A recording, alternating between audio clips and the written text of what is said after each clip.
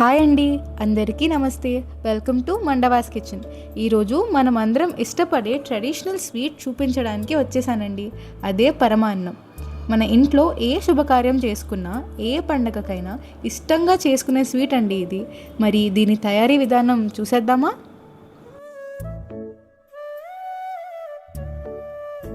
ముందుగా ఒక పాన్ పెట్టుకోవాలండి. అందులో 4 గ్లాసులు పాలు, అదే గ్లాస్తో 4 గ్లాసులు నీళ్లు పోసుకోవాలి.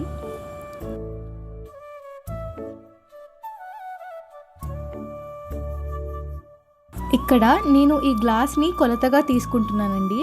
ఈ గ్లాస్తో 4 గ్లాసులు పాలు అంటే 1/2 లీటర్ అండి. సో 4 గ్లాసులు వాటర్ అండ్ 4 గ్లాసులు పాలు కలిపితే మొత్తం 1 లీటర్ అండి.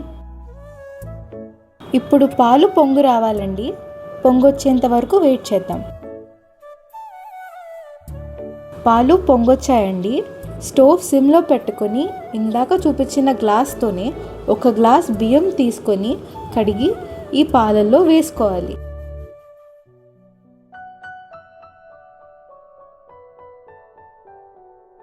బియ్యంతో పాటు 1 టీ స్పూన్ పెసరపప్పు కూడా వేసుకుంటే టేస్ట్ చాలా బాగుంటుందండి.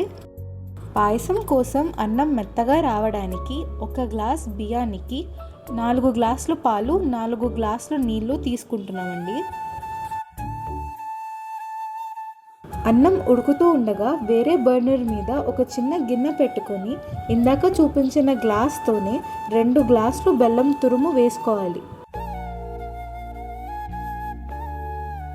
బెల్లం మెల్ట్ అవ్వడం కోసం ఒక 50 ml నీళ్లు పోసుకొని తిప్పుకోవాలి.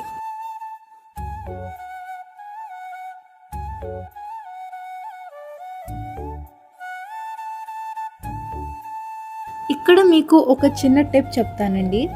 మనం బెల్లం డైరెక్ట్గా పాయసంలో వేసుకుంటే పాలు ఎరిగే ఛాన్సెస్ ఉన్నాయండి. బట్ ఇలా పాకంలా చేసి వేసుకుంటే పాలు ఎరగవు. ఈ అన్నం దగ్గర పడేంత వరకు మధ్య మధ్యలో కలుపుకుంటూ ఉండాలి. పాకం తయారయ్యాక 10 యాలకులను దంచుకొని దాని పొడిని వేసుకోవాలి. ఇక్కడ పాకం అంటే లేత పాకం, ముదురు పాకం కాదండి. జస్ట్ బెల్లం కరిగి 2 నిమిషాలు మరగంగానే తీసి పక్కన పెట్టుకోవాలి. అన్నం దగ్గర పడడానికి సుమారు 15 నుంచి 20 నిమిషాలు పడుతుందండి. ఈ లోపల ఒక చిన్న కడాయి తీసుకొని అందులో 50 ml నెయ్యిని వేసుకుందాం. నెయ్యి వేడెక్కాక కొబ్బరి ముక్కలను వేసుకోవాలండి. అవి వేగుతుండగానే జీడిపప్పులను కూడా వేసుకోవాలి.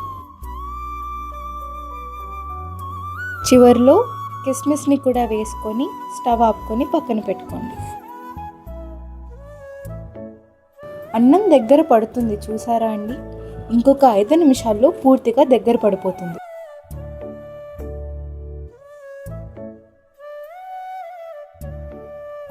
అన్నం పూర్తిగా దగ్గరకు వచ్చేసిందండి.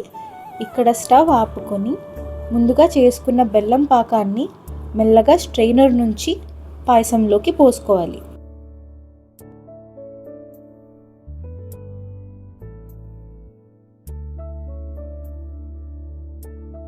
బెల్లంలో మనకి కనిపించని ఇసుక కానీ అలా ఏమైనా ఇంప్యూరిటీస్ ఉంటే అవన్నీ పాయసంలోకి రాకుండా నేను స్ట్రైనర్ని వాడానండి.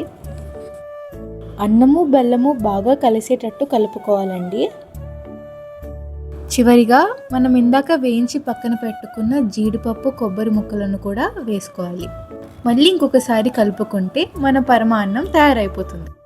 అంతే అండి, వేడి వేడి పరమాన్నం తయారైపోయింది. మీరు కూడా ఈ రెసిపీని ట్రై చేసి మీకు ఎలా వచ్చిందో నాకు కామెంట్స్ ద్వారా తెలియజేయండి. ఇలా ఒక చిన్న డిష్లోకి తీసుకొని సర్వ్ చేస్తే తిన్న వాళ్ళందరూ ఆహా ఓహో అనాల్సిందే. మీకు ఈ రెసిపీ నచ్చిందనే అనుకుంటున్నాను. నచ్చితే లైక్, షేర్ అండ్ సబ్స్క్రైబ్ చేసుకోండి. మళ్ళీ ఇంకో కొత్త వంటకంతో నేను మీ ముందుకు వస్తాను. సైనింగ్ ఆఫ్, మీ ప్రశాంతి.